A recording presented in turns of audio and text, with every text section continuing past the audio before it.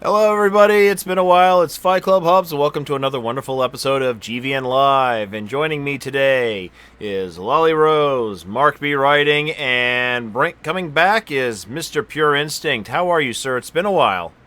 I'm good, man. How are you? How have you been? I've been chugging along just fine in this really chaotic world that we are now in. Uh, it's it's quite a thing that's going on out there right now, and I think at some point maybe we should address it, but I don't know about that, so I'll leave that up to you guys to decide. But first things first, since it's been a while since you've been on the show, what have you been up to? What have you been playing, Spence? Yeah, so the last thing that I played was Vampire the Masquerade Bloodlines, and then actually just started a tabletop session for that game with Mark B. Writing himself. Mm-hmm. That game was it was something. Other than it, it was technically kind of a broken mess, but the game was fun and the story was still good. So it was worth dealing with the headache, I think. That's fine. In regards to, well, actually, tell me, how does a tabletop game work exactly? I mean, Vampire the Masquerade, hasn't it had a tabletop game for a long time, or did that just come out recently? Since the 90s. Since the early 90s, as I Okay, recall. because I thought it was based on novels and the tabletop game was born of that, or did the novels come after the tabletop game? After the tabletop came out. Okay, and then the video game came in the early 2000s. Alright. So, are you excited about Vampire the Masquerades 2? That surprise announcement from a couple weeks ago? I am now. That's actually what kind of brought this around as we watched the Xbox event live on my stream. A good friend of mine, Sadomi, was there and saw that they announced that and got super excited and found out I had never played the original one. So he bought it for me then and said, "You play it right now." That's what we did.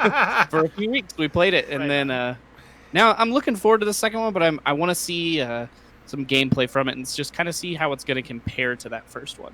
I don't think Vampire the Masquerade 2 will be as authentic as the first one unless it has just as many game-breaking glitches. So, Mr. Mark B. Writing, outside of some computer mishaps, what have you been up to, sir?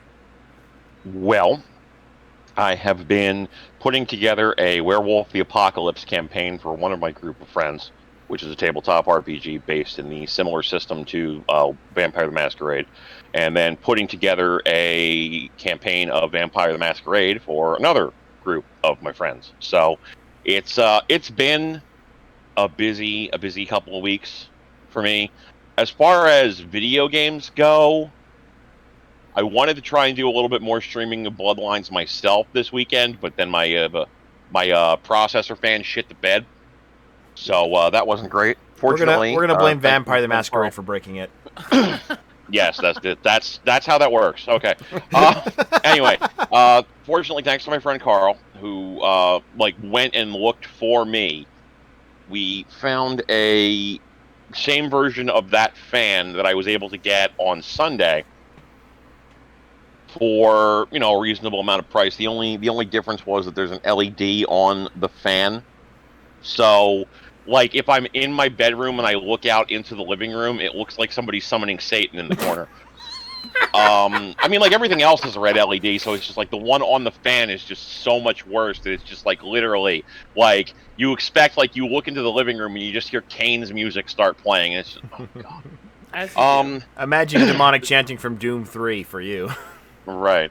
As far as video games go, I don't think I've really played anything. I put some more progress into Sakura Wars, but that's really about it. Yeah, I haven't played much of the Sakura Wars game in like maybe 2 or 3 weeks. I've really been jumping back into PSO2, really. Yeah, oh, that reminds me. I need that emulator you were talking about because none of the emulators I've tried properly work with the translated Sakura Wars version. Okay, yeah, I use SSF. I'll give you the version I have. I'll probably make a Yeah, zip file of it. yeah, if you can do that, that'd be appreciated because like they'll load up to the first cutscene and then it hard crashes. Okay, that Which sucks. is very strange. What's I the, mean, it's well, what's the emulator fine. you're using? Do you remember? I tried two. The first one I tried, this was the one I mentioned to you originally, wouldn't even load up to the start menu. The second one got me there, and then hard crashed. It wasn't the one you just mentioned, Yeah, but SSF is an emulator, Saturn emulator that was worked on for several years, and then they just stopped working on it like 5-6 years ago, and it still plays like 90% of the games out there. the newest one I tried is Yabanshiro. Okay, I haven't heard of that one though. I've heard of one of the first ones, it was which one was I probably recommended. Yababusi or something like that. That was the one I was originally using, Yaobase. Okay. Okay. It was just those were the two that were recommended, and I think I tried a third one, but it wasn't the one you mentioned either. I just deleted it because it didn't work. Okay. So I'll hook you up with that after the show then. Thank you. Lolly Rose, how are you? How's our resident VTube celebrity? Oh, I'm not a celebrity. I don't know what you're talking about. I don't know. I see you posting a lot with other VTubers on YouTube. You seem to be catching people's attention. Apparently, I don't know. Couple of things actually. So honestly, Oh, turn your mic up, by the way. It's because I moved away from it. Sorry. Oh, okay. A second. We can't tell you moved away though. That's the sad part. So my normal streams have pretty much just been normal. Like I've been finishing up Final Fantasy VII Remake. We just finished the Platefall for Sector 7 last night. So I've got the sort of finale of that part, and then just the last couple of chapters left before I finish out that one. Been kind of dabbling around in Animal Crossing and a couple other games. PSO2 mostly on like Wednesdays and Thursdays. Oddly enough, as it turns out, this just came to light today apparently. So you know how like on the 22nd of every month they do PSO2 Day? Mm-hmm. I'm actually going to be doing a VTuber collab stream on the 22nd for that. So that'll be fun. Yeah. With another guy who is part of the Twitch Arcs Discord, which is just a bunch of different content creators that are like diehard, full-time PSO2 streamers. So that'll be cool. Anything else going on, or has PSO really been the game that's been consuming all of our lives at this moment? That's pretty much it. I'm waiting to get a hold of the there's that massive indie bundle that they just announced. The one on itch.io. Yeah, yes, the 1,200 games or so of indie games. I'm gonna drop like $20 to that. Yeah, Definitely. absolutely. Yeah, as soon as I get a chance to actually get paid, I'm gonna drop like $10 or $15 on that so I can get that. There's two reasons. One, because obvious, you know, the everything that it's supporting and all of the things that it's for is important to make sure that. Yeah, like I don't think we are the people to necessarily sit down and have any kind of a defined conversation about everything for a variety of reasons, inclusive of but not limited to the large amount of profanity that we engage in on a day-to-day basis, and the general stupidity that at the very least I exemplify consistently. But I do definitely want to say Black Lives Matter, fuck you, and move on with my day. Mm-hmm. On a note, I do want to say that I finally did have the talk with my kids just a couple days ago about what racism is and what's going on in the world. So, yeah, I saw the video that you linked on Facebook with Elmo talking to his dad. I didn't realize that his dad was Lewis, which was kind of interesting. But I didn't know he had a dad, honestly. I had seen it before when he was a baby, and they did like the little potty training video, and there's the gif of him like shaking his little butt on the toilet, which is hilarious and has been a part of my meme library for years. But yeah, it's like I went and I watched that video, and that video is great. That is one of the best ways possible, I think, for anybody to introduce the concept of systemic racism to a child. And then like I went to the comments and. It was a cesspool. If you are the sort of person that would go into the comments of a Sesame Street video where Elmo learns about racism and would post something racist in it, your soul is full of dark, bubbling shit. I hate you, and I hope your balls fall in a hole.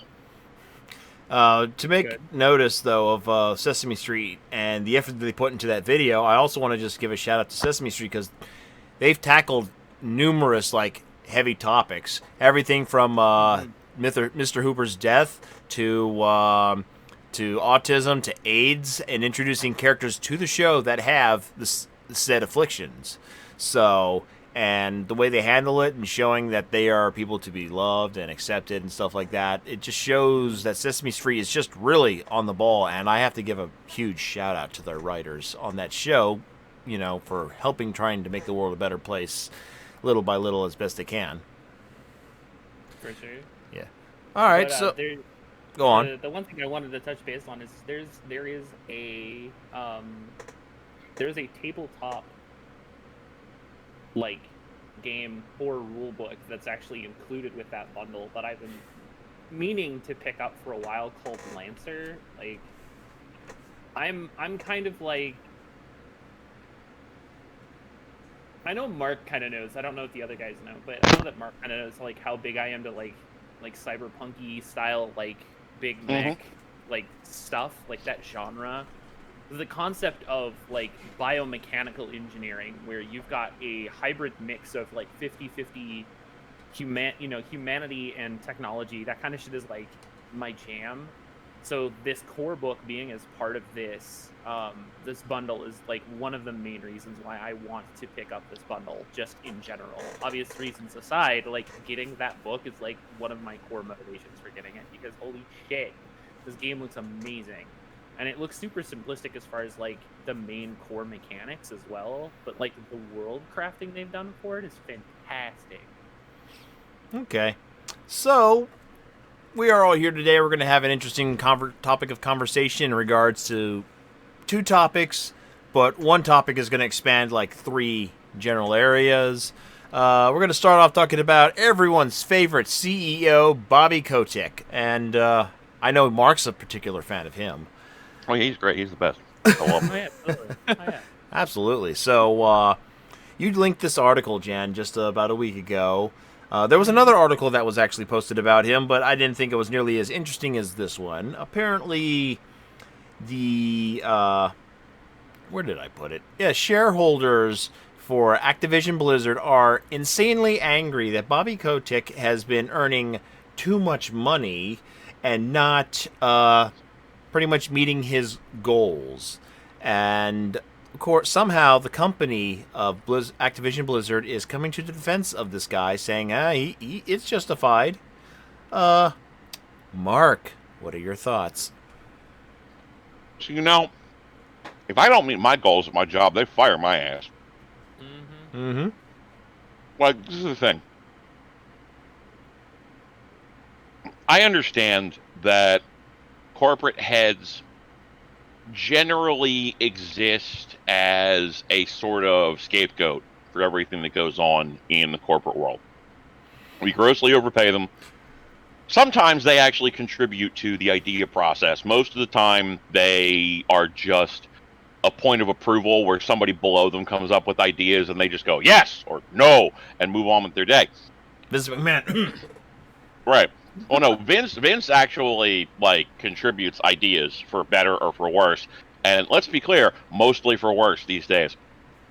But a lot of CEOs are frequently just a person in a suit at the top of the food chain who gets shit on if things are bad and gets congratulated if things are good. They sign off on stuff regardless of any ideas they might come up with, and they in a lot of cases don't have much input. So, with that in mind, I don't know how hands-on Bobby Kotick is with idea development within the world of Activision.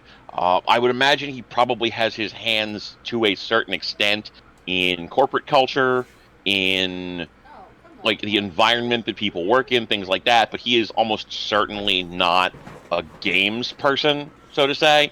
I don't think that he's signing off on video games to come up with ideas for, or if he is, like, it's gone through a few people before it's gotten to him. So I don't think that he necessarily is responsible for a lot of the success or failures of Activision necessarily, so much as it's probably people below him who are making those decisions and he's just signing off on it. But I also think that that's the fucking space you occupy as the CEO. Whether or not it is, fair relative to the amount of work that these people do, that's your job as a CEO. You occupy that space where you are the person whose head is on the chopping block.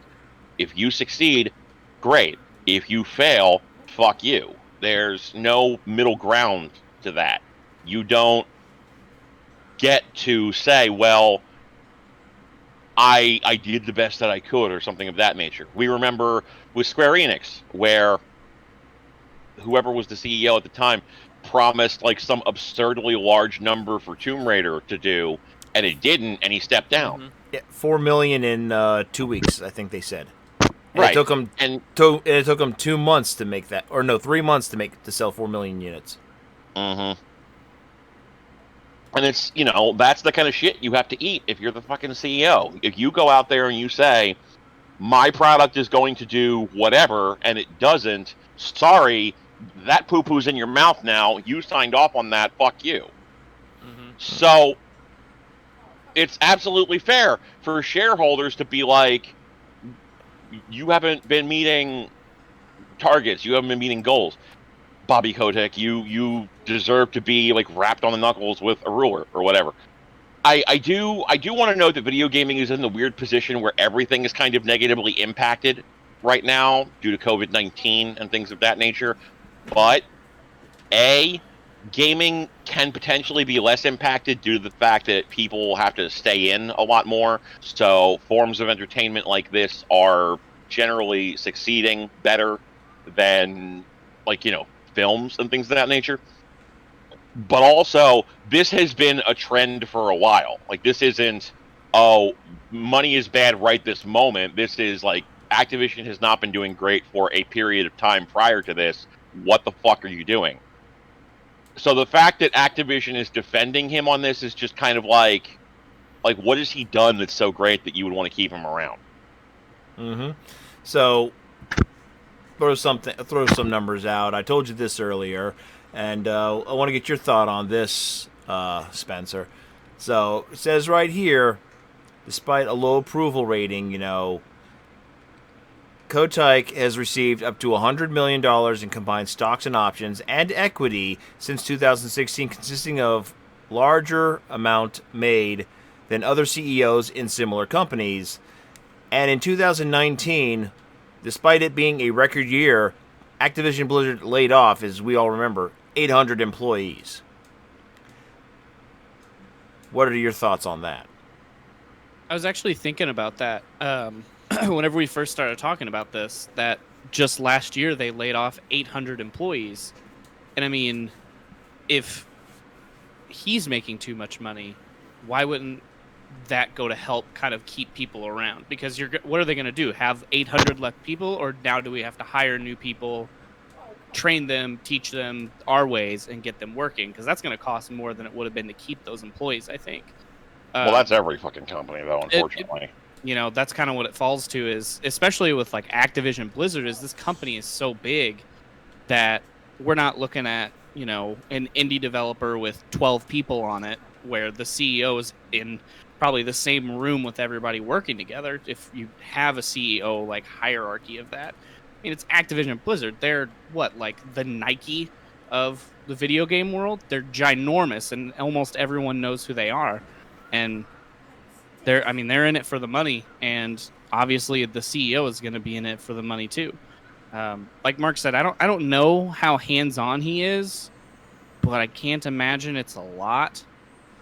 So I don't know. I'm typically of a mindset that most CEOs make way too much money for doing absolutely nothing anyway. So Now, I feel like I might be a little biased with something like that. okay, so now looking at the numbers that they use to defend Kotick, it says in the last 5 years, Activision Blizzard shares have outperformed the SP500 by more than 120% over the past 20 years. Activision Blizzard shares has outperformed the SP500 by 11,000%. Over 90% of Kotick's proxy reported compensation for performance-based, and he has delivered exceptional value for Activision Blizzard shareholders. Our equity dilution rates remain amongst the lowest of our peer group. What are your thoughts, Jan? I'm sure there's some choice words in there. So, 2016 October, he confirms the actual creation of the Overwatch League. He's then given a contract that's supposedly valid until 2021 that gives him the ability, after the purchase of sites in companies like King and Major League Gaming, he then gets a pay hike on this contract that's supposed to be good until 2021. And this is part of the reason why, is because Overwatch League became as big of a success as it was for that small period of time. However, the reason why people are bitching about this right now is that he got a locked-in contract and he's still making the same amount of money every year because of this locked contract. And the shareholders are very upset about that. They're basically saying he's making too much money for stuff that isn't performing as well as it did when it first started. And it's like, you can't... I'm not defending Bobby as a CEO, but what I am defending is the concept of this was something that was originally agreed upon by the board, and hence the contract. Had it not been for that, he would be making a lot less money because of that fact. So the reason why people are bitching about this and why people are upset about it is because he's locked into a contract that they're not happy with anymore, and they can't do anything about it until next year because of what he did for the Overwatch League and the additional acquisitions that they made at that point. You know, if you go back to, I think it was what they said, February 2019, the nonprofit organization As You Sow ranked Kotick 45th on the list of the 100 most overpaid CEOs in the United States. He said that supposedly made $28.6 million in the year prior, so that's 2018, equal to 306 times more than the average Activision Blizzard employee. So not only are they firing people that obviously they can't afford to pay because they're giving it all to Kotick. So yeah, there was definitely not a bit of a consistency there. And a lot of this is coming from the fact that now people have the ability to actually sit back a little bit and look at what they did previously because of this contract and go, oh, we kind of fucked up, didn't we? This was not a good idea to let him go for this long. Had we known that something like, COVID would have occurred, we would have, obviously tried to do what we could to, educate ourselves and make sure that happened. But that wasn't the case then. It's the case now, and that's part of the reason why people are so upset, is because he's making a lot more money than most of the people in that company right now, and the reason why is because of Overwatch League and this contract. That is definitely one of the primary parts into why all of these shenanigans are happening. And now because people are at home and they're not doing as much as they would have been had they been in the office and it been business as usual, people probably wouldn't have seen this. But now with all of these other things and layoffs and throwbacks and delays, people are starting to more and more people are starting to kind of nitpick and fine-tooth comb a lot more about these tech companies, especially the larger ones. Like Activision Blizzard's huge in comparison because of three main reasons: Overwatch, World of Warcraft, Call of Duty. So people are going to look at this and go, oh, of course he's making too much money. But a lot of people don't know why he's making too much money or why these layoffs had to occur. It's not that they don't have the money coming in. They definitely do. It's just that they're feeding it all into this CEO so he can buy another yacht, because why the fuck wouldn't you have a yacht on a yacht? Because you like yachting when you're yachting, right? Yo, dog, I heard you like yachts, so I'll put a yacht on your yacht so you can yacht when you yacht. I wanted to do that, so Exactly what I was wanted thinking. to do that. Everybody wanted to say that. I But Mark watched had a to be the one video. to do I it. watched a video recently where somebody got a Pimp My Ride car, and it was for a jewelry making person, and the person had just abandoned the fucking car at a a mechanic shop and just gave up on it. And just like seeing like it was just such a piece of shit, but like still also solidly put together was just like, man, we liked the dumbest shit at all points in human history. Oh well. So moving on, consensus. What do you guys think? You think the man makes too much money, regardless of it being a contract? Do you think when his contract is up, should he get a pay decrease, a significant pay decrease, or should he be ousted by his shareholders? What do you think, Mark? At the very least, he should get a pay decrease. I think that being a CEO is very much a what have you done for me in the past 5 minutes sort of gig. So the default option is generally to say, fire him. And my personal opinion is I think that he's not a particularly good force for gaming.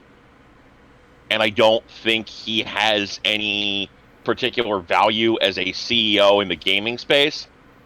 But I do think that he has contributed value to Activision on the whole. And if we look at like the scope of his career, as much as I am loath to admit it, he has been the CEO during some significant positives. So I think dinking down his pay is probably a better choice than outright firing him. Because if nothing else, if he gets, shit canned, he's just going to go somewhere else and theoretically bring whatever he might have to the table in that organization. What are your thoughts, Spencer? Yeah, I mean, I think Mark kind of hit the nail on the head there. I mean, I don't know how much of the good he has really been part of, because, I mean, look at the games that they have. Like we said, it's Overwatch, World of Warcraft, and Call of Duty. I mean, Call of Duty sells, millions of copies every year.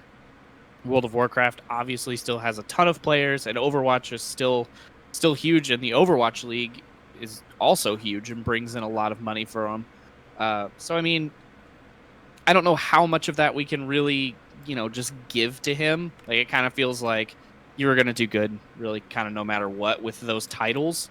But I mean, like Mark said, if they fire him, what's he going to do? Go to another company and possibly make them more money than he's making you? I think there's probably going to be a lot of people that want to see him just, completely cut, because they just fired 800 people while he made, way too much damn money.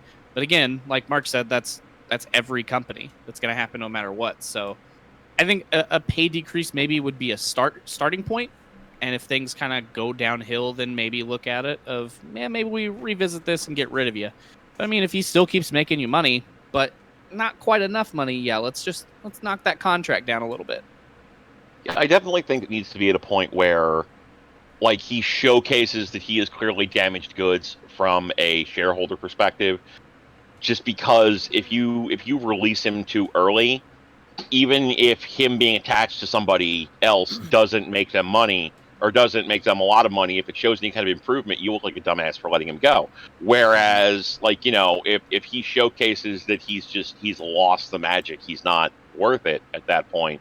Even if he improves for somebody else, it's very much, a sports metaphor in a lot of respects, where it's just you don't necessarily want to let somebody go too early, because if they end up going to your competition and playing well there, well, fuck you screwed that up.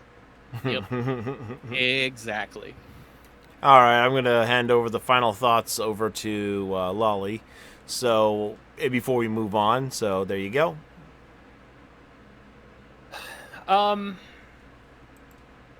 Kotick is, as a person, questionable. I mean, he's not Randy Pitchford. Well, that's not that much of an improvement. I mean, that's fair. He had to be brought up at least once in this conversation, so there we go. So, here's the thing. So, Kotick as a person, I don't feel is that bad. He's okay. To coin a phrase from Mark, he's okay. he's done a couple of things in his time as, you know, somebody who has obviously a shit ton of money. A couple of relatively decent things. You know, while he is a non-executive board member of the Coca-Cola Company, he is a board member for the Center of Early Education in Los Angeles and the Los Angeles County Museum of Art. He also is a board member of the Tony Hawk Foundation. He has also created the Call of Duty Endowment, which is a nonprofit benefit corporation that helps soldiers transition to civilian careers after their military service for both the United States and United Kingdom veterans. Hey, Jan, for a second, you want to know what I heard when you were just listing all of that? Tax write-off, tax write-off, tax write-off, tax write-off. Again, like I said, I never said he was a good person. I just said he's okay. But in the long term, like, if you really want damning evidence of how much of an asshole he actually kind of can be, I mean, he did kind of buy what was it? Leisure Concepts, which was Nintendo's licensing agent, which, if you know anything about what anything is in the anime world, you kind of hate him now, because that's how 4Kids started. Ugh. That's the noise I was looking for. Oh yeah, 4Kids is the fucking worst. It's the shits.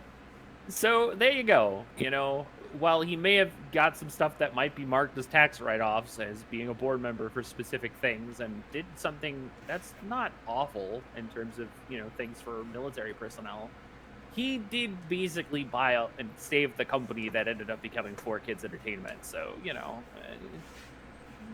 take that for face value if you want. Okay, there we go. Bobby Kotick. You love him, hate him, moving on. Yeah, you've said it both ways. Now everybody's mad at you.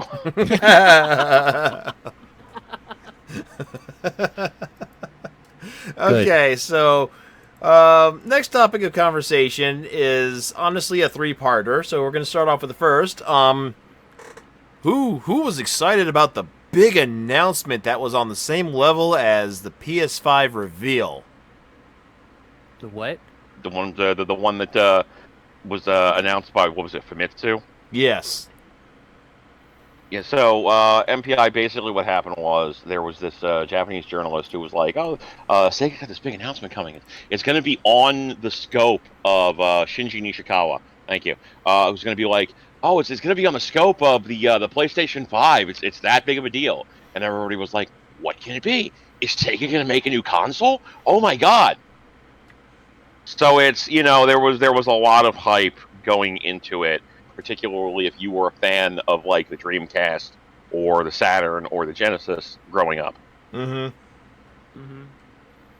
And sure enough, you know, all kinds of speculation. If anything, you know, the one thing I saw was every single gaming personality on the planet was having their thoughts shared on the matter. Oh, what could Sega be planning? Oh, maybe they're making a new console, or maybe they're going to bring out some new Sega Aegis games, but in the Saturn and Dreamcast era, or maybe some kind of hybrid system or something like that. And I'm just like, I'm going to tell you what it is. It's going to be some kind of cloud gaming service, because they already experimented with something like that on mobile phones. And somehow it was even stupider than that. And I was pretty close. And I was really not being serious at all, because I mean, think of the dumbest idea you can think of, and I'm sure Sega would have gone with it. Sega has been doing pretty good for these past 2 years. They were due to shoot themselves in the foot. I was honestly hoping it was going to be a Sega CD Mini or something of that nature. A little Sega CD Mini attachment that plugs into the bottom of the Sega Genesis Mini. That would have been cool. Mini. Okay, that would actually be something I'd probably pay for, because that would actually sound really cool. Oh yeah, give me like Snatcher, Eternal Champions, Rise of the Dark Champion, Still Feed. Sonic CD is required. Sonic CD, yeah. Sonic CD. Any of the Lunar games. I don't see. I'm not 100% certain who owns the licensing of it. Alex and I were talking about this. Alex Lucard and I were talking about this. I'm not 100% certain who owns the licensing to it. For publishing in the US, I think for for Japan, Game Art still owns the rights. For international publishing now, I believe Xseed owns it. For what now? For the Lunar franchise. It's Xseed, and they've already announced. Like Xseed has already gone on record. I think it was just a couple of years ago, saying that they're not touching the Lunar franchise anytime soon. So that probably No, that's wouldn't- fine, but it's like, who Sega would have to be like, can we use this shit that we already have? Yeah, I mean, on the Sega Kadokawa's CD? not really Yeah. interested in making any more Lunar games, so... No. I would think that Sega Microcosm. could probably convince them to let them have it. You know, like there's a few more Dark Wizard, definitely, et cetera, so on. There's like 20 or 30 games that Sega could get their hands on that would be easy or reasonably easy to get the license for. Like, you know, I could fucking shit in one hand and wish for Spider-Man CD on the other, but like that's not gonna fucking happen. Yeah. So I'd it's a break if they brought back Dark Wizard, because that game was super good. It was yeah. awesome. That and Shining Force for the CD, even though it was just a port of the Game Gear games, but much better. with voice acting, yeah. Mhm. So again, the point is there's a lot of old timey shit that I would absolutely be like, yes, please and thank you, give me this, I would love it, et cetera, et cetera. Now, before we move on to the main topic of conversation, we've had talks about journalism, the art of journalism in the past. So, Shinji here, you know, kind of broke one of those rules of overhyping something that really wasn't that big of a deal in hindsight. And for that, I feel like we need to call him out. Dude, you done fucked up. you What I kind of wonder is, did he actually know what the thing was that was going to be announced, or was he going off of secondhand information? Because That is a good He's question, telling though. him, like, hey, this is going to be super hype. You should hype it up. yeah, like it's possible he has a contact in Sega who's given him good information in the past, like maybe about like Persona 5 or something of that nature, and was like, dude, Sega's working on a new thing, it's going to be hype, everybody's going to love it, and he took that information sight unseen. Because, like, I gotta be honest, I don't think anybody could look at the actual idea of what was being announced and go, this is going to be bigger than the PlayStation 5. I do not think there is a world in which a human being sees this and thinks that this is legitimately like a great like, you know, PlayStation conquering idea. I Okay. just don't. Yep. Now, just one more thing. One of the big things that was being rumored around, and I also want to talk about how ludicrous of an idea this was. People were suggesting that Sega might have been the people who were going to be behind publishing the Xbox Series X in Japan. Now, let me explain why that's such a bad idea. Because we're going to have to go back to the early 80s when Atari was currently in talks with Nintendo to bring the Famicom stateside, and how that fell apart within seconds. Despite how well Sega's been doing lately, Sega is still not like, you know, a financially stable company that they would be in the position to start publishing a console in Japan. And on top of that, you also have to look at Sega's standings in Japan. Their only console in Japan that was actually ever popular was the Sega Saturn. The Genesis, the Mega Drive was not that popular. The Dreamcast didn't do that well. The Master System was doing okay. But the rest of the world, all those three systems did just fine. Except for the Saturn, which was kind of like a flip on how it performed. It did well in Japan, but they screwed everything up in America. And even worse in Europe. So, I don't think Microsoft would even consider for a second partnering with Sega to, you know, publish their console in there, given their track record, regardless of how big of a name Sega is now. So, moving on to the topic of conversation, the two big reveals that were on the level of the PlayStation 5 was 4 colors of the Game Gear Micro and Sega's arcade streaming service called Fog Gaming. A sort of, kinda, not quite sure what to make of it, cloud gaming service. Let's talk about the Game Gear Micro for a second. I thought there could have been potential when I first heard about this. I didn't know anything about this. I just heard people were talking about the Game Gear Micro. I'm like, oh, this sounds like a good idea. It was a pretty popular handheld for a while. Then I saw what happened. 4 Game Gears of 4 different colors with only 4 games on each and every one of them.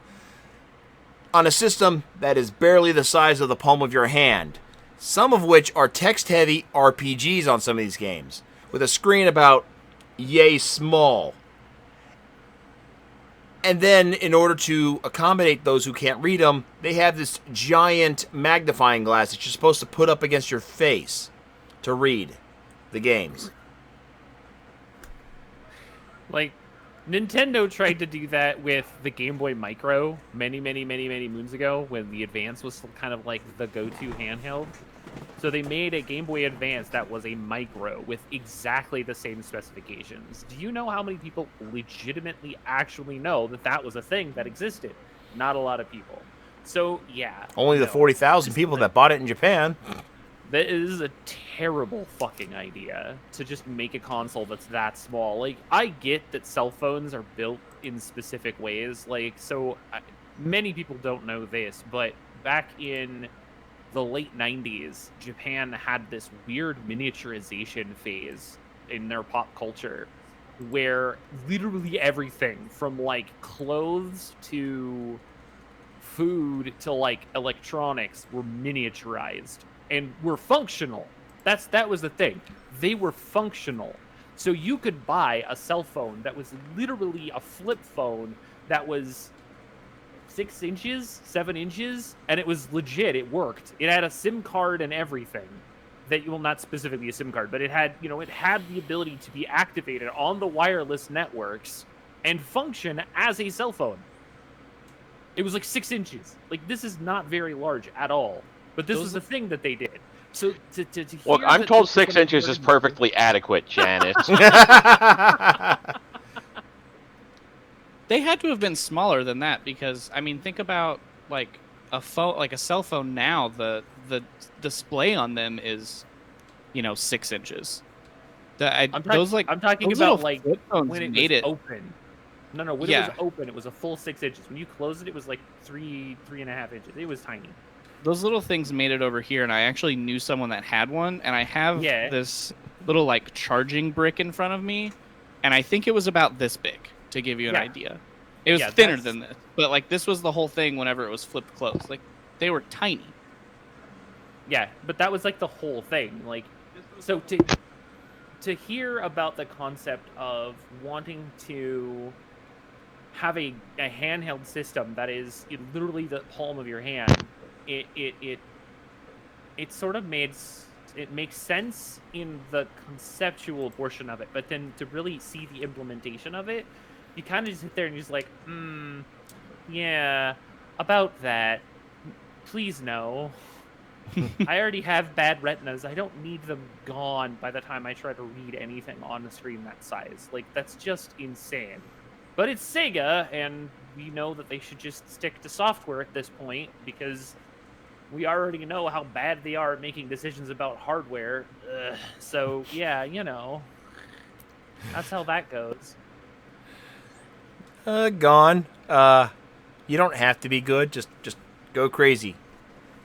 Anyway, yeah. But I mean, the idea, I could get over the fact of how small the handheld is. Why is it 4 different variations with with only 4 games on each one? Different games on each one. Why couldn't you just fit all 12 games on one micro and just sell it in 4 different colors? Why couldn't you just do that?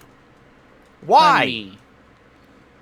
Money. They're hoping people will buy all 4 of them to play all of the games on them. But I'm going to say it. If you're going to buy all 4 of them, which are going to range to, I think, around $70 is the estimate. $70 for 4 games. $70 for 4 games. If you buy 4 Game Gear Micros for 12 games, you're a fucking idiot. That is honestly like a huge waste of money to me. Especially when you can get a Sega, one of the millions of Sega compilations out there that has anywhere between 16 to 30 games for like about $20 to $30. I do want to note that previously mentioned Alex Lucard was like, well, I'm probably going to buy 2 of these. I'm like, motherfucker, you don't even own a PlayStation 4 and you're going to buy 2 of these things? Yeah. All right. These honestly, more than anything, remind me of like the little like game handheld things that you got in the McDonald's kid meal. Like Yes! Oh no, yeah. Well, I'm looking at what each one comes. Okay, so check this out. So there's 4. So the black variation comes with the original Sonic the Hedgehog, Puyo Puyo 2, Outrun, and Royal Stone. The light blue variation comes with Sonic Chaos, Gunstar Heroes, Sylvan Tale, and Baku Baku Animal. The yellow micro comes with Shining Force Gaiden, Ensei Jeshin no Kunihei, Shining Force The Sword of Haja, Shining Force Gaiden Final Conflict, and Nazupuyo Aru no Ru.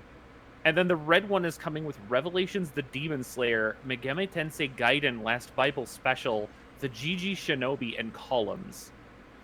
I still don't understand whose thought process was, yeah, let's put 2 Megaten games on there and fucking Shinobi. That'll be a good match. Right? Well, I mean, like, I'm trying to remember what Nazupuyo is. Nazupuyo Aru no Ru. What is that? Hold on.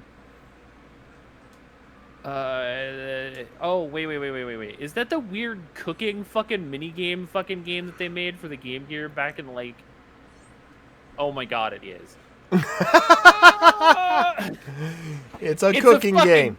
Cooking game with the 3 Shining Force mobile games. Great. Thanks, Sega. That seemed like a really good idea in the fucking beginning, didn't it? Who decided that was actually smart? Come on. So, Spencer, you gonna go out and buy all 4? Absolutely, day 1. Can't wait. I mean, we aren't even getting this in the U.S. Let's be 100% honest. We might get a variation of it. There's no way they're going to be like, yeah, we're going to give you all of these fucking Japanese RPGs that you can't fucking read. Oh yeah, for if sure. you get the big window, columns. you'll be able to. Fair. Oh, wow. Mm-hmm. You know what? I should be mad about that. I'm not mad about that. Okay, so from... The blue one seems like the only one that would legitimately be the one that we might actually see in the States. Sonic Chaos, Gunstar Heroes, Sylvan Tale, and Baku Baku Animal. Baku Baku Animal is basically just like a Puyo Puyo clone. With just weird... animal weird, themes. Shitty 3D animal themes and a weird witch. And an alien duck. I don't know. Anyway, that one makes the most sense to maybe see that. We might also see the black model, Sonic Puyo Puyo 2, Outrun and Royal Stone. We probably would see those 2. But the other 2, like the Shining Force one and the 2 Megaten ones, like, get out. Like that, those will never see the light of day in the United States. Oh no. No. They'll probably replace them if it does come over. They'll probably replace the 2 Megaton games with something else. Megaten games. Maybe. Probably replace it with like one of the Mickey Mouse games and the Mega Man Game Gear game. The Mickey Mouse games on Game Gear were actually really good, though. Oh yeah, they were absolutely. I kind of like them. So like, I mean, to see something like that would be okay. But again, size. Like, why would I do that? I mean, I don't know. I guess this announcement isn't any better or worse than the fact that I guess Persona's coming to Steam, but whatever. So it's definitely worse than the idea of Persona coming to Steam. I want Persona 4 to come to Steam. That would be great.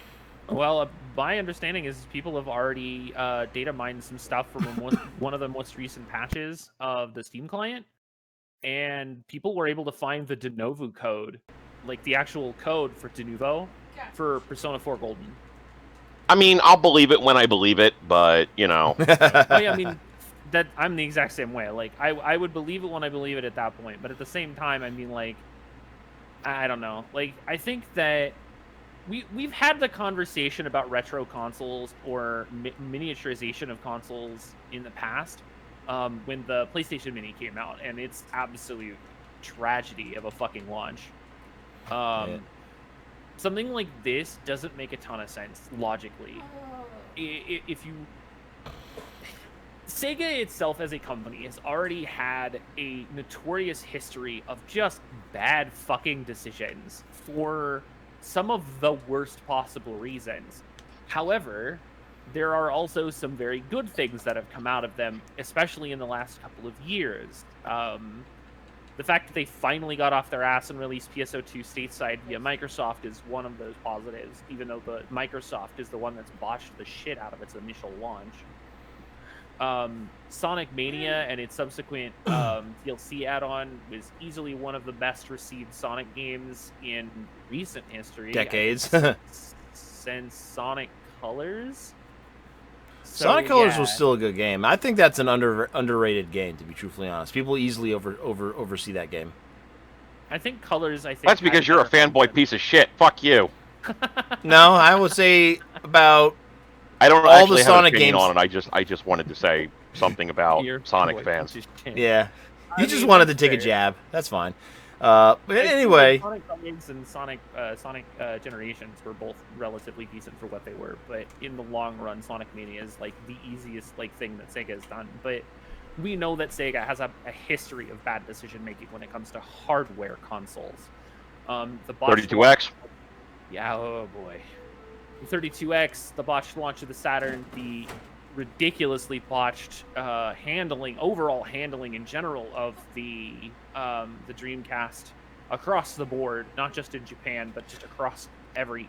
Yeah, the fact that they couldn't decide on which proper console to use, and it all came down to, we make it in Japan. That's what we're going with. Well, it was we make it in Japan with these parts instead of Sony parts because it'll be cheaper and it'll all be internal versus we could just have done as easily as what we needed to do, and we probably could have either stopped or stymied the original launch of the PS2. But hey, fine, whatever, that's fine. We're not smart. It's fine. Mm-hmm. Well, we've got this, right? Yeah. So, we talked about the Dreamcast in great length. What was it, last year? Or was it the year before we did the 20th anniversary? It was last year. But last year. The real nitty gritty of it is that Sega as a company is known to not have a good track record with hardware. And something like this just kind of, you can't really take it personally anymore at this point. Sega's kind of just laughing at themselves because it's like, we got a great idea for our 60th anniversary. We're going to make tiny Game Gears. And we're like, I don't know if you should. It's like that comic strip where you got the three guys sitting in the boardroom and the guy says, we need new ideas. And they're like, how about we rehash old stuff? Or we make new hardware. How about we try to do good with our software instead? And they just huck them out the window because that's what this is. That's what this situation is. Game Gear Micros are basically the guys that are throwing the other guy out of the 15-story window because he tried to say something intelligent. Yep. All right, so we're going to have to move away from the micro now because I have to have fun with this next topic. So, Spencer, play along with me here. Hey, Spencer, did you ever want to play the Sega Arcade Classics but don't have a Sega Genesis? Well, or a Sega Saturn? Or a Dreamcast? No. Or any of the multiple Sega Ages compilations? Oh, okay, you lost me now. Well, now you can, since you don't have any one of those damn things, with Sega's Fog Gaming, where you can play the arcade experience through a cloud gaming service using the arcade hardware in Japan. Stream arcade classics to your home, because that's what people want, I guess. How does that interest you at all? No. You don't want to play Outrun for the 50th time on a cloud service using the actual hardware, like 5,000 miles away? No. What about Space Harrier? Don't you want to play that?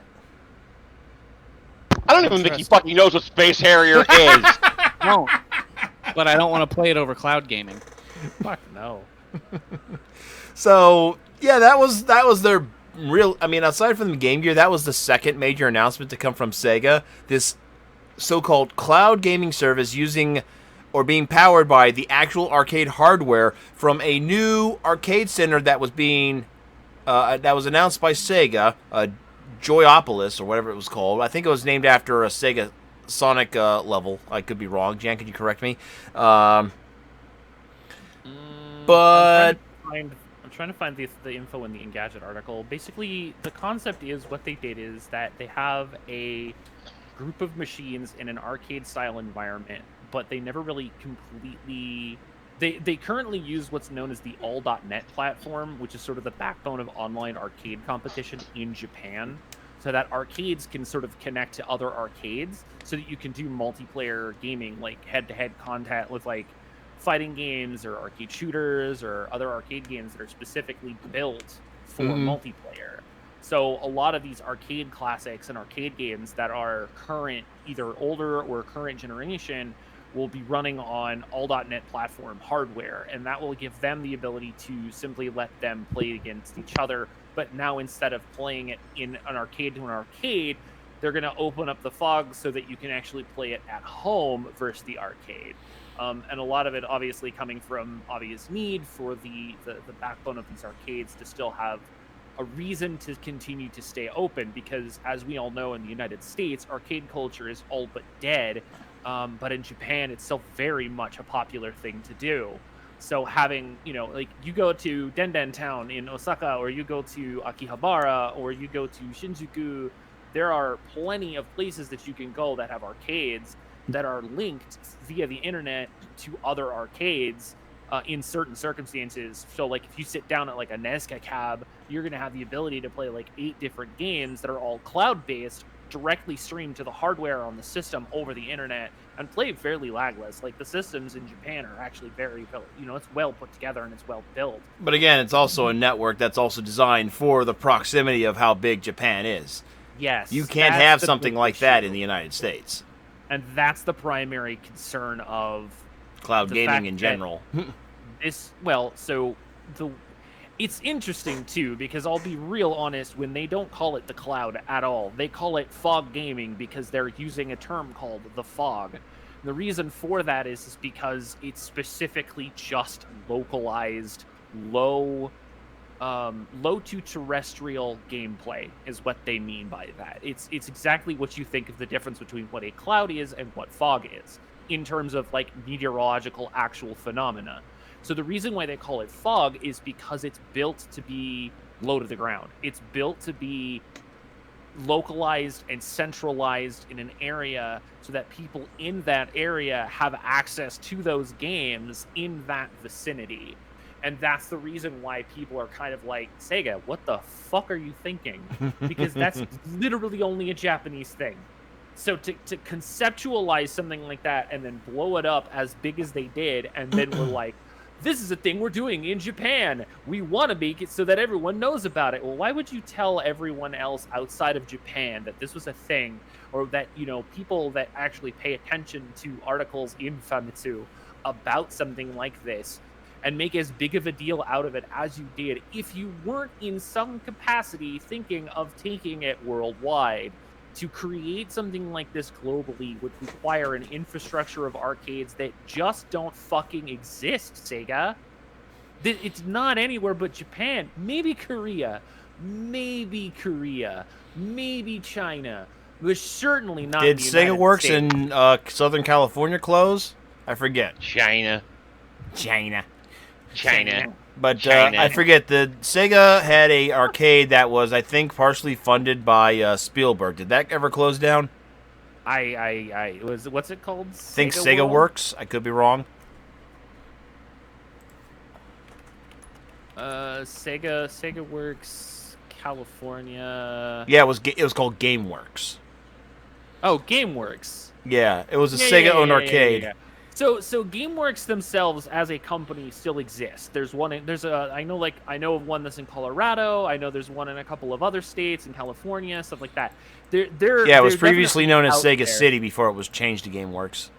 Many. So there's one in Washington, one in Vegas, one in Denver, one in Minnesota, one and Virginia. In somewhere north of Chicago. One in Indianapolis and one in Virginia. That's it. They don't have a lot of space left, and a lot of the reason is because they're just not that popular.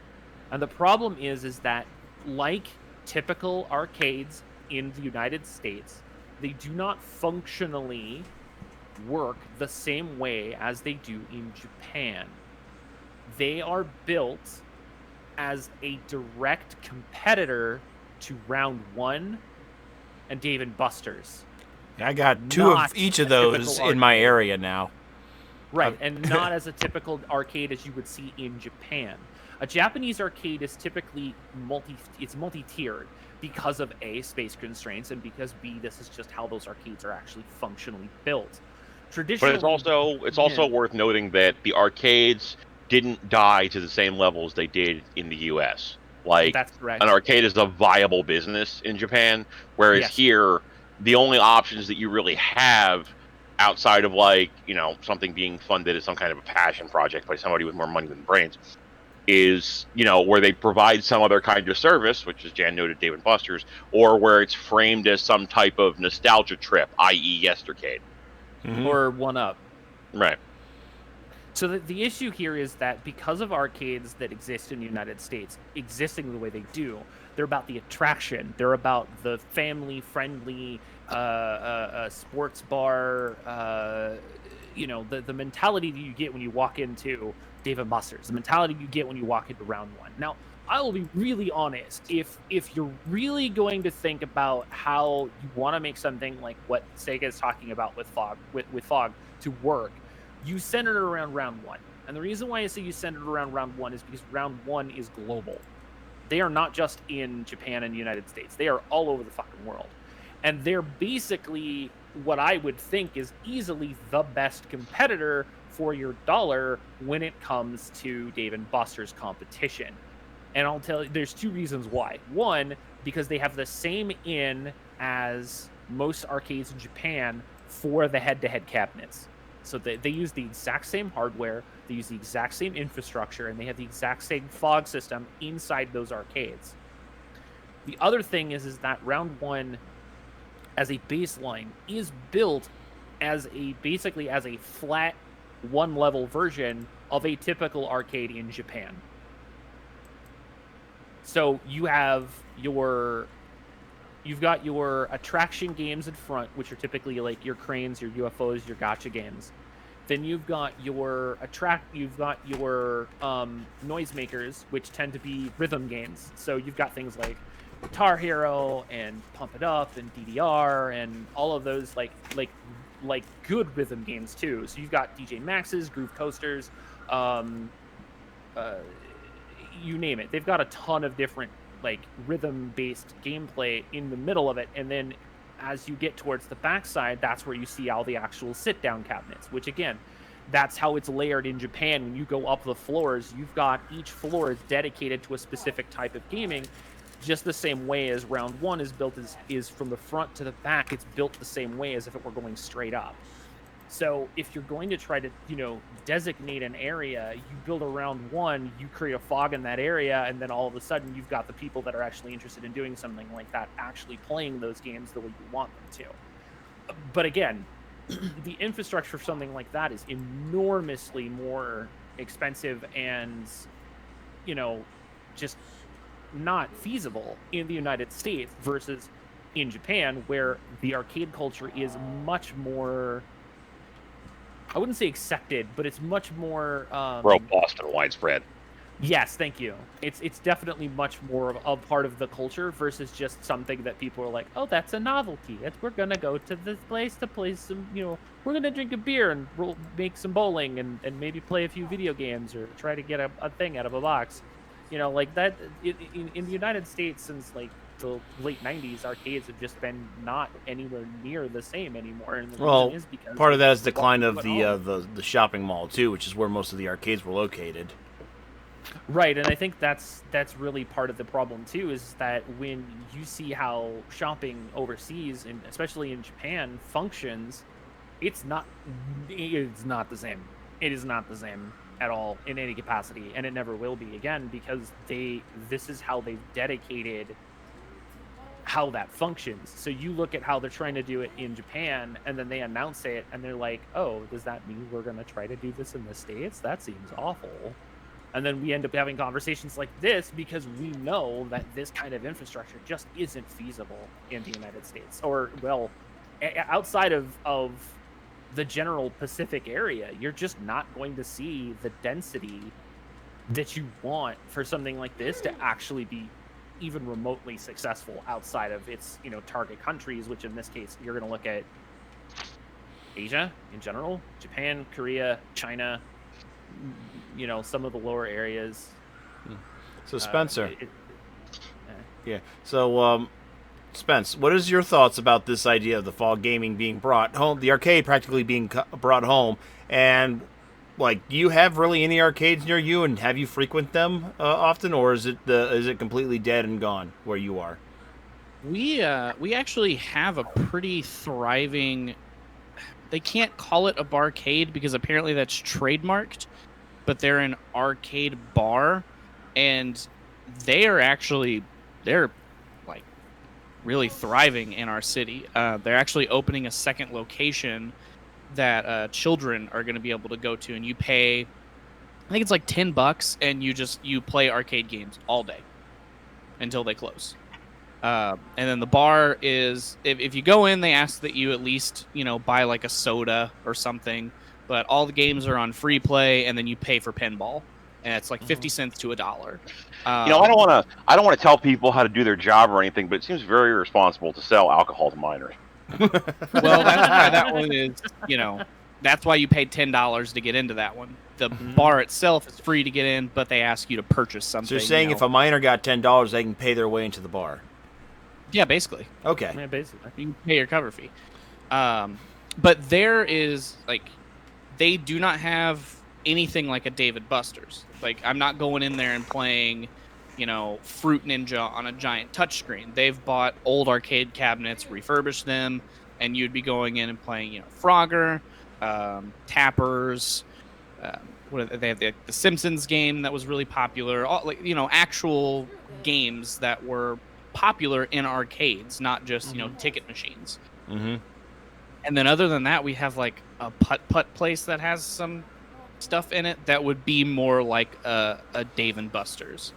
And that's that was fun when I was younger, but it's not as fun as I got older, especially now that there's a place I can go drink beer and play games that I played as a kid in arcades. So then in regards to the infrastructure of the fog gaming, at this point I would say, because of the social aspect, there's really no point for this fog gaming to exist then.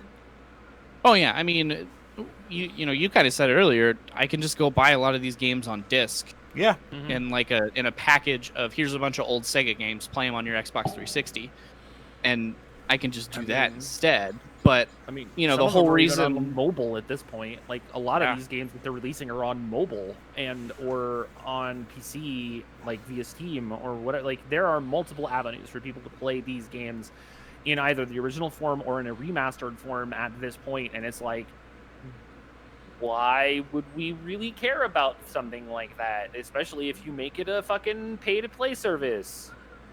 Yeah, exactly, because at that point, the whole reason that I want to play old arcade games is to play an arcade cabinet. I want to play, the actual authentic arcade cabinet and hang out with friends while I do it. I thought Mark was getting ready to say something, but I guess not. Nope. But I'll engage you anyway, Mark. So, I don't know. Did you see that arcade that I linked on Facebook not too long ago? The one that had I was actually thinking about saying something about that. The one where they were selling the fucking the Ninja Turtle shit. Mm-hmm. Yeah, it was 20-something. Yeah, the 20-something plus games with a 4-player arcade cab, full size, for about $3,500. Yeah, so here's my thing. I get on a base level what the appeal is of owning something like that. I don't want to spend $4,000 fucking on a goddamn arcade cab. Right. Yeah, definitely not. But what about, let's say, what One Up has been releasing? I mean, the mini arcade cabs. I mean, they're still expensive, anywhere between $200 to $400 too, with or without the base. The space that you require for a couple of games. Like if I had the kind of space to easily accommodate something like that, I would have the kind of money to frivolously spend on something like that. Do you get what I'm saying? Yeah. So it's like, for me, I get there's an appeal to that to a certain extent, but honestly, it just seems like a thing you're going to buy, play for like a year, box up somewhere, and then like throw away when like you're moving out for college or when you're moving into your new house or whatever. There are very few people who are actively in a position where like, yeah, I can keep this set up all the time, and I love the Teenage Mutant Ninja Turtles enough that I always want to have the arcade cabinet or the pinball machine or whatever available. Right. Teenage Mutant Ninja Turtles for life. Yeah. Look, man, I love the fucking Ninja Turtles. I think they're great. I don't want to own a $7,000 pinball machine. I don't. I don't run a I mean, bar. I was don't be have any truthfully reason to honest. bring We other got people to play it. we got the virtual like arcade pinball arcade games like on console and PC that are probably better than any of the pinball games that are out there right now. I mean, all the cool boards they have for games like Pinball FX. I mean, 1, 2, and 3. I mean, why would like there is definitely, I will say, something that is lost from not playing it physically. Like there's definitely a different feel to it for sure, but also, fuck you, I don't need to have a fucking full-size pool table in my fucking apartment. Right. I would rather have like 20 different pool tables, 30 different pool tables on my PlayStation and have that little bit of loss to it than have to have one pool table that costs, and again, I'm not exaggerating, $7,000 fucking dollars in my apartment. Yeah. It's like no. Yeah. What and the you fuck? can get like old pinball machines for a lot less than that, but I mean, you're still spending, upwards of $500 to probably $1,000 on a pinball machine. That's not even maybe themed to something you care about. Yeah, it's like So there's always like, if you want a pinball machine, you want a pinball machine that is good for whatever extent. Like you're not going for just owning any old fucking pinball machine. You want like Twilight Zone, you want Addams Family, you want something like that. Yeah, or you just want one that maybe is old, like one of like more first pinball machines that came out that are more mechanical than anything, just to kind of like tinker with the mechanics in it to learn about it. Ooh, yeah, that would be a fun thing to do. Just get your hands dirty with some grease. Alright, so anyway, I would have to say fall gaming is just generally sounds like a cool idea. It's not a practical one, especially in this day and age with arcades being in the state of which they are, in the US at least. So I got no fucking idea who that's meant to appeal to. Japan, yes, but outside of Japan, like maybe Korea. There's maybe South Korea might be interested in that. Maybe China. But outside of that, like I can't think of a country where arcades are still a big enough thing that would be of benefit. Like the next place that my brain kind of goes to is Brazil, and I don't even think that they would be that interested in it. I don't even know if they can afford it, to be truthfully honest. I mean, that economy is a mess over there. Oh, I know. Well, Jair Bolsonaro's a piece of shit. What do you want? Yep. All right, so there we go. I would say that's a good place to wrap it up. Let's go around the table and see what everyone's got going on. Let's start with Spencer. How you been? What you got going on? Yeah, so like I said at the beginning, we're doing tabletop version of Vampire every Monday. That is ran by our very own Mark B. Writing. And then tomorrow, I'm actually going to give Kingdom Hearts a go for the first time ever. Oh, hey. Ooh. Ever. PS2 or the story so PS2. far? PS2, You're going to play the PS2? Ooh. I have to tune in to watch that now. Screw AEW. A friend of mine gave me a box of old game stuff. So there's like a bunch of games, multiple consoles, and a few other little things here and there, like controllers. And one of them was the original, like, fat PS2. And I own all of the Tony Hawk games on PlayStation 2. And we have a couple other PlayStation 2s, but it was hooked up in the other room. So I was like, I'll hook up this old fat one that he gave me and, pop it in and play it for a few hours. And when I opened it, I just found the disc for Kingdom Hearts in it that he just didn't know was in there.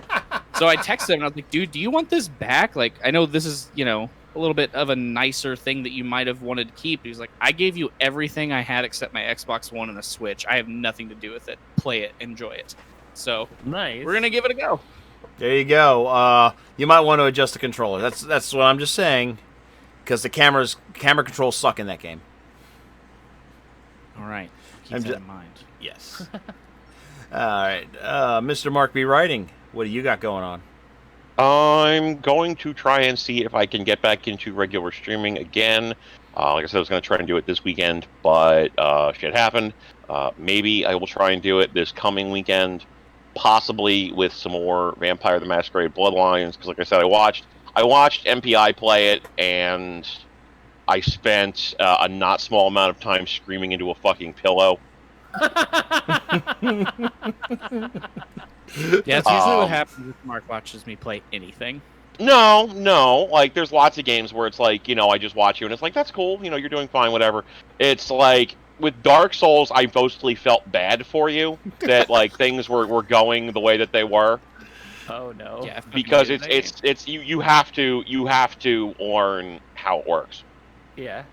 But yeah, like, no, this is very much a game where, it very much borrows from the old school Fallout mentality, and if you're not playing it that way, you're not making any kind of significant progress. So there's like just all these side quests that he missed and everything else, and I was like, God fucking damn it! So, like, I want to go back and like do a complete everything run if I possibly can, just for fun. Hey, Mark, did you hear that somebody did a pacifist run of Dark Souls? Yes, I linked that video in my Discord. It's okay. That's where I heard it's not it. technically a pacifist run. As Zeke noted, it's convincing monsters to do damage on your behalf. Yep. But, it's you don't do any actual attacks, so it's still a neat idea. I was talking with Joel about that, and his mentality on it was, I would never be able to do something like that, but God bless the people who can. Right. But yeah, so like I'm gonna be running the Vampire campaign every week on Mondays at Mr. Pure Instinct's channel, and I will probably be streaming on my channel on Fridays and Saturdays. That's about all I got going on at the moment. And over to our celebrity virtual YouTuber. What do you got going on, Jan? So I've pretty much gone to a 4-day-a-week schedule, so I'm streaming Mondays through Thursdays, typically between 6 p.m. to 9:30-ish, Mountain Time. We're finishing up Final Fantasy VII Remake on Mondays. Tuesdays are typically kind of like our chill days, so it's like kind of a random, it's either Animal Crossing or Valorant or other various games that I tend to play with like other people. And then right now anyway, I know that Wednesdays and Thursdays are pretty much going to be dominated by PS2. There's a good possibility that I might like swap out a day every once in a while for some other games, just because I know there's a bunch of other stuff that's coming out soon. Especially since I know that Ghosts of Tsushima. Yeah, Tsushima is going to be coming out here pretty soon, so I'm definitely going to be picking that one up for sure. And then other than that, I don't know. I'm pretty much dead set on my Mondays are typically going to be like my single player RPG nights. So once I actually get a chance to finish up Remake, which should be here within the next couple of sessions, I think, either next week or the week after, because I'm getting pretty close to the end. I'm actually going to be starting the Idea Factory RPG Death End Request, which is a bit more of a mature RPG. There's a lot of darker themes in that one, so that'll be interesting. Mostly just because I want to be able to finish that one up before the sequel comes out this summer. But other than that, it's pretty much what I've got going right now. Plus, I've got the collab on the 22nd that I'm doing with Code Emergency. So that'll be fun. Okay. For me, I'm going to continue to try and maintain a Monday or Sunday, Monday, Tuesday stream schedule with the occasional random stream in the middle of the week if I'm playing Killer Instinct with some friends or whatnot. How far are you? Are you going to be done with Final Fantasy VII by the time our next show happens? Maybe June I don't- 23rd. I just finished Sector 7 Platefall, so I think I'm on chapter 12. So I think I still have like two and a half chapters to actually finish. I think it goes up to chapter 18. So yeah, then I'm definitely not close. Darn. I really want to. Like- I really want to have a talk with you about that game on the show. I'm probably going to have some fairly differing views from you as far as majority of this game. Mostly not just because of nostalgia, but because of like a lot of what they've done with it in terms of. Oh, I had to separate my feelings of nostalgia away from this game in order for me to have an objective opinion of it. So that was the hardest part, but I think I have a fair opinion of the game now. So. Fair enough. So, but yeah, like I said, I don't know. I just finished Sector 7 Platefall. The next step is to head back towards Wall Market to do the final climb into Shinra Tower. So we'll see. Okay. So aside from my Scream schedule, this actually popped up in the mail. I should have said this at the beginning of the show. This popped up in my mail today. I didn't even pre-order a steel copy, copy of Indivisible, and this is the Switch version. They didn't send me any email saying that they were now shipping these. Oh wow! Nice. This just popped up out of nowhere. This was a pleasant surprise today when I got home from work. So, yeah, shout out to the people over at Lab Zero. Holy shit, thank you. That was quite the surprise. Yeah, for me, Sundays, every couple of Sundays, we're doing if you're part of my Discord, we're doing a bi-weekly Virtual Fighter 5 Final Showdown tournament, both Xbox and PS3, and we take turns on the bi-weekly tournaments. This past Sunday, we did the PS3. Pretty good turnout. A lot of fun we had. I had a really good commentator from New York, my boy, the Harpooner. The next tournament will be in a couple of weeks on the 21st on Father's Day, and that's going to be on the Xbox 360 version. So, and after that, 2 weeks from then, it'll be on PS3 again. So we're having a lot of fun with that. But on alternative Sundays, I think I just have a kickback, lazy, relaxing stream of like, I don't know, PSO2 or something or whatnot. So that's kind of what I got going on. Maybe I should find time to play some Trials of Mana and Sakura Wars. We'll see what happens. But anyway, I want to thank everybody for tuning in today. Mark, Jan, Spencer, thank you so much. Let's see if I can rate somebody with all 5 people I have. Sounds like a good idea. So I want to thank you all and have yourself a good night. Oh, I forgot about the countdown. 2, 1, raid now. I don't even think it tells me if it's actually rated. Oh well, whatever. But anyway, thank you. See the chat swap over. You know you're in. Yep. Yeah. Oh yeah. Okay, now it says I'm hosting. So there we go. Have yourself a good night, everybody.